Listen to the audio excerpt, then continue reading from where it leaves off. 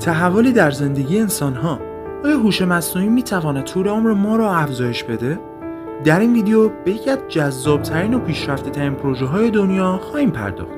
همکاری اوپن AI و استارتاپ رترو بایوساینسز برای افزایش طول عمر انسان‌ها با استفاده از هوش مصنوعی، فناوری که شاید روزی بتواند رویاهای ما را برای داشتن زندگی طولانی‌تر و سالم‌تر به واقعیت تبدیل کند. هدف این پروژه آموزش مدلی به نام GPT-4B مایکرو است که توانایی تحلیل و بازطراحی پروتئین‌هایی رو داره که به طور مستقیم روی جوانسازی سلول‌های انسانی تاثیر میذارن. به طور خاص این مدل روی تبدیل سلول‌های پوست به سلول‌های بنیادی جوان تمرکز داره. رترو این شرکت نوآورانه در حوزه زیست فناوری با هدف ایجاد راهکارهایی برای معکوس کردن فرآیند پیری فعالیت می‌کند.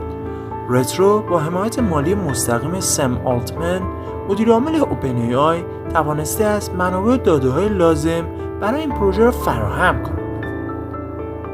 نقش هوش مصنوعی و مدل GPT-4B مایکرو با تحلیل داده‌های بیولوژیکی، پروتئین‌های رو شناسایی و مهندسی می‌کنند که می‌توانند فرآیند بازسازی سلولی را سرعت ببخشند.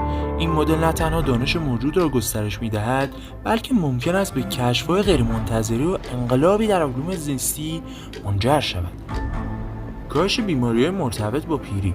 اگر بتوانیم سلول‌ها را جوان‌تر کنیم، بسیاری از بیماری‌های مرتبط با سن، مانند آلزایمر، دیابت و بیماری‌های قلبی کاهش خواهند یافت. افزایش امید به زندگی. طبق پیش‌بینی‌ها، اگر این فناوری به طور موفقیت‌آمیز اجرا شود، می‌تواند حداقل 10 سال به طول عمر انسان اضافه کند. برای دیدن ویدیوهای بیشتر در حوزه تکنولوژی و اخبار مهم روز دنیا، حتما کانال ما رو سابسکرایب کنید و زنگوله کنارش رو بزنید تا از ویدیوهای جدید و اخبارهای جدید روز دنیا بیخبر نمونید.